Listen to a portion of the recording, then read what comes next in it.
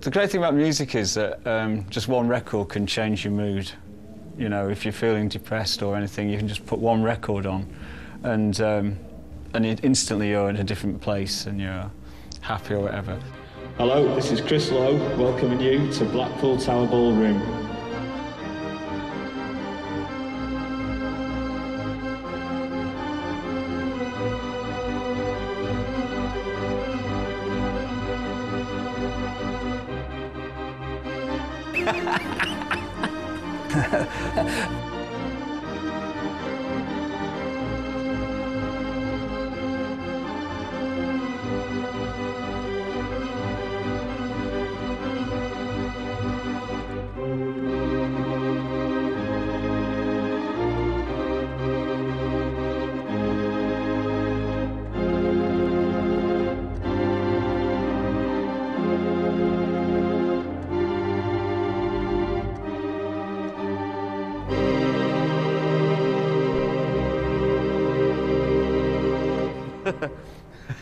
That's not easy.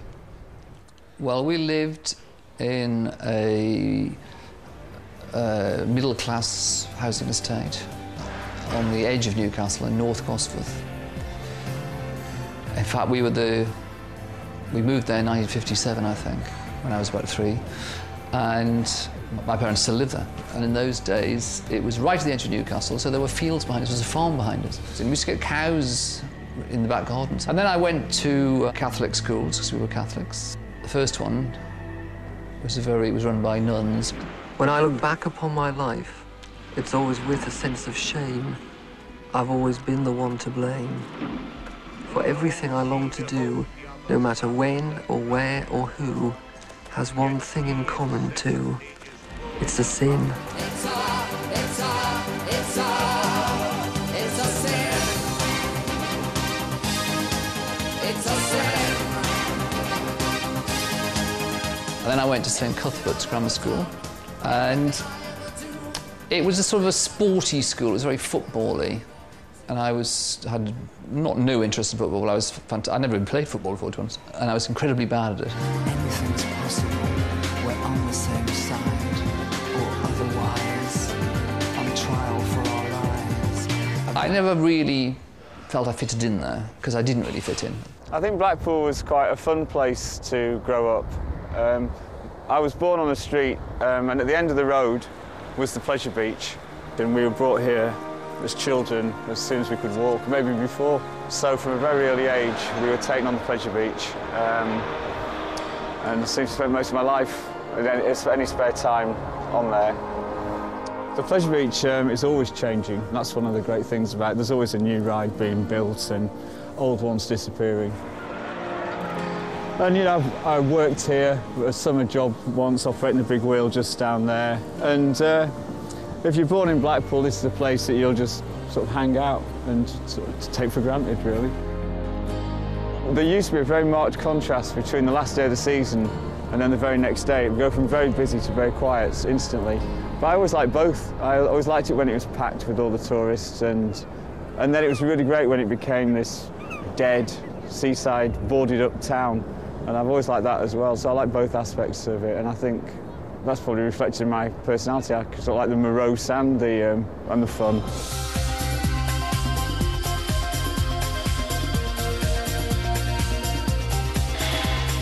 Passion and love and sex and money, violence, religion, injustice and death. So I've always thought that music is about making people happy and having a good time.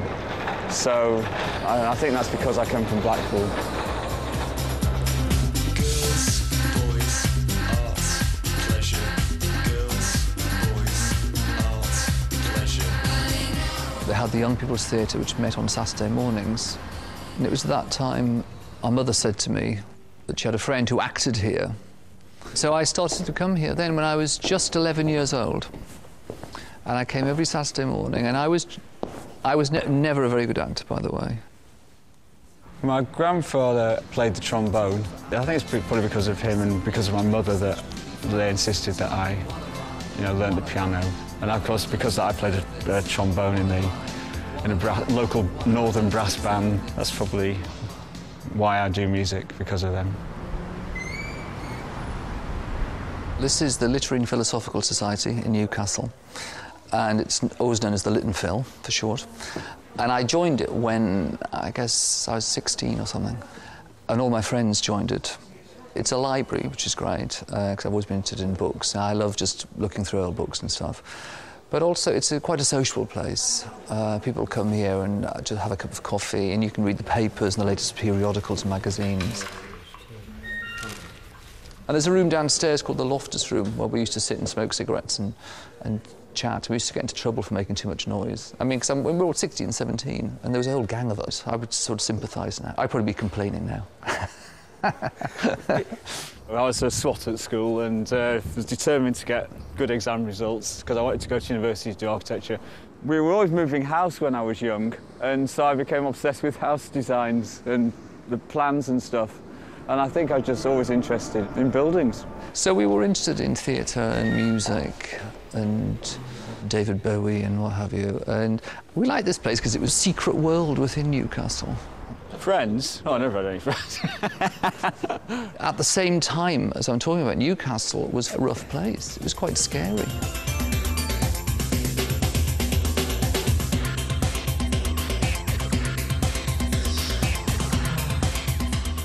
That made you feel a bit like an outsider in Newcastle. I mean, I was always thinking I would leave Newcastle. I want to live before I die. We were in London.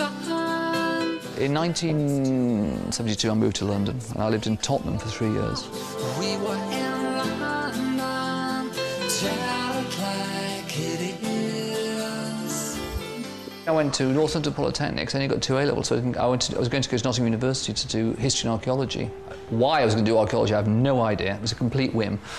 And so I couldn't get in. But Northampton Polytechnic in those days was the only polytechnic that did history. I think it was inevitable that I'd end up in London because when in the architecture course there's a year when you have to work in an architect's office after the 3rd year. And I don't know, I only applied to architectural offices in London. So obviously I didn't really consider going anywhere else. But I think there was an inevitability to ending up in London. I mean, it's kind of where everything is really, isn't it? That sounds awful to cut that you're not using that. There's no point living anywhere else. No, I think that London does have a big draw. You know, it's a shame because I think it's a shame for your family when you just, you know, up and off somewhere, make somewhere else your home. And within 3 weeks of doing my degree, I was working at Marvel Comics as the London production editor. And we had 7 comics, weekly comics, edited down from American monthly comics like Spider-Man and Incredible Hulk and Conan the Barbarian. And that set me off in a career in publishing, which I was in for the next 10 years, because then I worked for book publishers, and then I ended up at Smash Hits.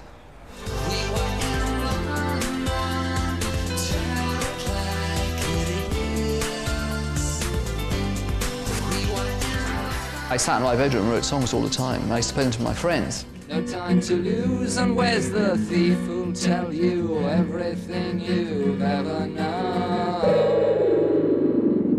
There's a man on the television. And that's what I was doing when I met Chris. It was in August 1981, and I bought a synthesizer. And I got it at home, and I suddenly thought, I don't know what do I plug it into, though?